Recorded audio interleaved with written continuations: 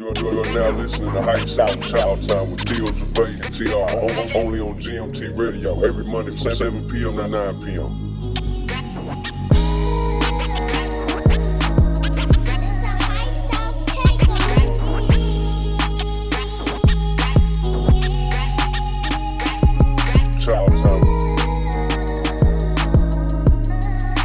Network. I'm going to make sure that before the end of the night, I got their name, their contact number, their email, how to get hold of them on social media, and I built that network. Who do you feel like are important people to network with if you're an artist? Of course, artists are other important people, and DJs when you step into a place. A lot of people. What the type of events and the type of people you need to managers. A lot of artists don't realize this, or even just regular PR people, just anybody. Like, you need to get a hold of the people who are actually behind the scenes operationally. The artists are, I mean, and I hate to say it, I love all artists, but yeah, artists are getting paid to do what they do, but at the end of the day, like, you're just an artist. Right. It's like, this is a business. Right. You are the product. An artist, you are the product. When people hear that you work with certain alliances, and again, you are who you hang out with, or like minds attract what they need to. Right. It's a great networking thing, and that's another piece of the puzzle that a lot of people don't understand is that you have to build very good relationships with people. You don't want to burn bridges. You want to affiliate yourself with those that you can benefit from and you can learn from, as well as you can also be an asset to that. Yeah. So it's not enough just to have a jamming song. Nope. It's not enough. Oh, Lord, I'm so glad that you mentioned that. As a business owner, you have several different types. You have the entrepreneur and business owner who is very skilled at the trade and is very skilled operationally to handle the accounting, the business management, and all that. You have other business owners who don't know how to do anything with a trade, and they just invest and can do the back office stuff. Then you have other business owners who don't know anything about the business at all and just know how to do the trade. Most artists don't know anything about the business. They just do the trade. And those type of artists are the worst off because they can get screwed in so many ways. And not even know it. And not even know it. And I say this very humbly. And they waste a lot of talent too. It wastes a lot of talent because they go in thinking they know it all and they don't. You guys have documented. Have somebody there. Pictures, somebody doing video if you're actually performing, and you take that and you put that's part of the piece of your EPK. So when you're sending that along to people as you're growing and wanting to get booked, they have something to reference back. And it's going to include your bio, and the places that you've worked, pictures, headshots, if you're branded by anybody. So if you're just starting out and you don't have any of that stuff, your bio and your pictures. Can I be successful just having good music? No. Thank you. No. Talent is 10% or less. Everything else is business. Back in the day, when all the music, where every genre of music was popping, A&Rs and record labels were like, yes, let's go. They would take talent. That's when talent was sufficient.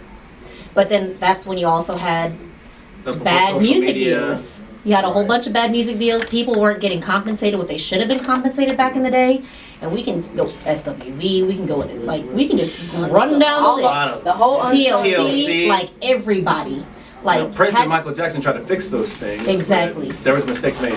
Right. So if you don't know your business, then you're going to get screwed. Absolutely. But back in the day, it was like this is raw talent. Let's take it. We'll put them through the artist development classes. We'll go ahead and fix their appearance.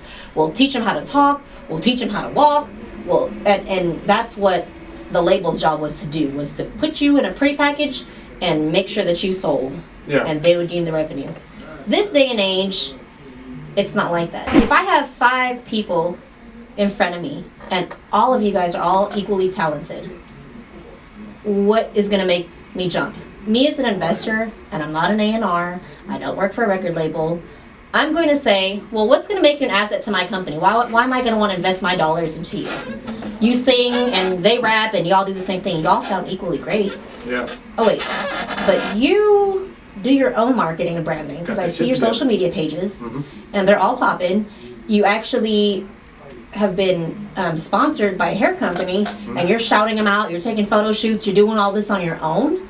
and no one's taught you how to do this, and you're just your own machine. Yeah. I'm going to want to invest my dollars into that artist.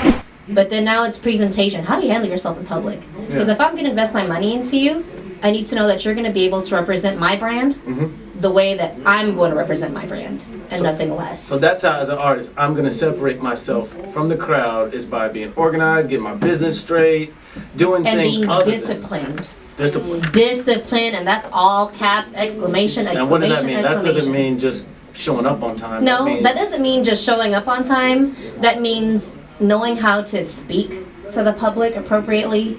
That means knowing that what you do in your private life can very well affect your reputation and any deals that you have coming to the board.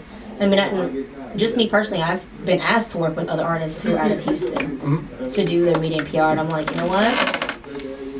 That would be a liability to me. Because not only do I have my own brand, but I represent other brands. And I love... Right. Popping. But like you said, a lot of sometimes in some situations they're liabilities. Can you take? And now, granted, I have folks who grind all day, who came up from nothing in the hood. I got my own family. Some of them is still in the gutter. Right. You know what I mean? So it's not anything discriminating. Right. And even with my own family, I'm like, you can't act like that. You're going to this type of event.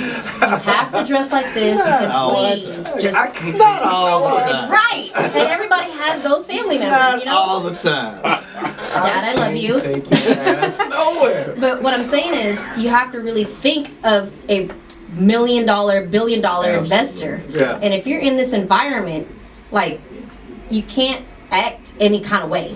Right. And one of the artists that I recognized before was K. Michelle. When she first came out, that's a great she was example. like, man, I can do whatever the fuck I want to do. Yeah. I'm going to act however I want to act. Yeah, and when I first seen that, and I'm like, we'll see you in about 6 months when media and PR starts tearing your ass up, because that's not how you're supposed to act. Yeah. You have to, it's etiquette. I mean, She even had to like clean up. growing She kind up, of did. like you have to have Kinda. some type of etiquette and discipline about yourself as a woman, just as Right. a person, you know? And that ate her up. She Yeah. broke down in tears, and you can go back and research. Oh, yeah. Research K. Michelle's breakdown. Oh yeah, it's been well And that'll documented. pop up. And then now she'll say, you know, I realized, you know, everybody was talking about me, and I just couldn't take how social media was saying I was a bad person, I was this and that, but you were... The business end of this beating stuff that has to a him. way to humble you. Exactly. It's a way to really And open when up your eyes and be like, oh shit, man, that stuff word gets right there, real. that Yeah. word humble, like, it's like, if you're not even a household name yet, okay, and I've worked with a wide array of artists, from those who have no experience to people who are way experienced. Right. And what I've noticed is those who have already attained a certain level of success are way more humble than those who are just starting out, or sometimes just even the midway points. Stevie J was here about last summer, and they went to the mall, and we had several interviews set up. When I tell you Stevie stopped for every single person in 5 hours at the Galleria Mall Take pictures, sign to take autographs. pictures, to sign autographs, he stopped for every single person. And he had pressing business. Yes. What makes you continue to do this? Because I told him, I said, I work with artists who are like, oh no, this, and that, and they just won't. Yeah. And he's like, because without my fans, I wouldn't be where I'm at. He's like, I Absolutely. came from nothing. That check landed quick. Right. He's like, so all I can do is continue to give back. Yeah. In whatever way I can. He's like, if that means a picture, if that means a handshake, that means a hug. He's like, I'm gonna do that, because that's all they're asking for. He's like, it's not costing me any money. It's just my time, just to appease them and show them the support that they've shown me my whole career. So to start y'all off, where I first started all this was with Armadale Vodka. I went into Uptown Hookah and I researched a promoter who had came up and did like several things that I kept seeing on the internet, and his name is Cody Wise Guy with Armadale Vodka. And Armadale's 50s, is that 50s vodka? no, Armadale Vodka was Jay-Z's. Jay-Z's, I'm tripping. It was Jay-Z's. a fun purpose for Jay-Z, Damien Dash back in the day, for Rock Nation. So we went ahead and we did a rebranding on it. And prior to me coming on with the company, Cody's like, do you know Armadale Vodka? Do you know Armadale Vodka? And I came to him just to do like a mentorship. as far as like talent management or just to network. He told me straight up, he's like, I don't manage talent. He's like, but I do branding. Yeah. You know, I do the corporate branding for the company. I'm like, okay, cool. I never knew what it was, never tasted it, and I started following it. And when I got to taste it, I was like, oh, okay, cool. And since I liked the product, I didn't even know that what I was doing was what they called product placement, branding. Yeah, brand management and all that. I had no idea that's what it was until I kept getting into it, and they were like, Eden, how long have you been doing this? And I'm like, doing what? Wait, what am I doing? What am I doing? I was like, they're like, what you've been doing for the company? And I'm like, oh, I've just been taking pictures. So like, no. You fell into your role. Yeah, absolutely. And that's how it's been with everything. So it started off with Armadale Vodka, and they've held me down and provided that platform for me to actually showcase all of my other talents. And same thing with High C. I met High C almost 4 years ago at the Texas Relays through one of our featured DJs. Okay. Go DJ JB. He's also an official DJ for Armadale Vodka as well. High C was there. He's like, hey, you host clubs, you do this, da da da da. And I'm like, no, but I can. Yeah. He's like, okay, you know, when we get back to Houston, we'll talk, whatever, this and that. And that was the same year he did the first Go DJ Awards. And ended up working with my first publicist, who was Velma. And all these opportunities, all these opportunities came out of, I was actually originally supposed to walk the catwalk for the fashion show that first year, and I never got a call back. And I kept calling, and they didn't answer. So Velma and Heisey were like, you know what, you're just going to work with, have you interviewed on the red carpet before? I'm like, no, but I can. Y'all hear that? Her answer to everything? No, but I can. It wasn't, I don't know. So it's not, no, I've never done that before. And you know, one thing, Theo, that I tell a lot of people is, you know what I'm saying, when somebody asks you, one thing for sure what I tell my son, I asked my son when he couldn't ride a bicycle, I said, somebody asked him could he ride a bike, and he said, no. Not today. But I told him, I said, never say no. Yeah.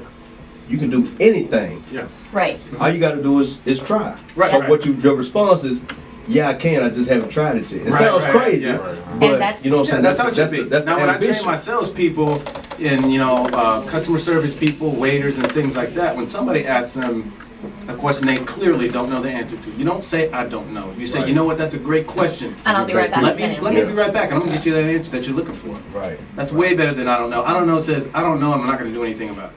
You have to make yourself an asset. That's like everything I always tell people. You're either an asset or liability in a personal life, business life, whatever. Pick one, because there's no in between. You're now listening to Heights Out and Chowtime with Theo J and TR, only on GMT Radio, every Monday from 7 p.m. to 9 p.m.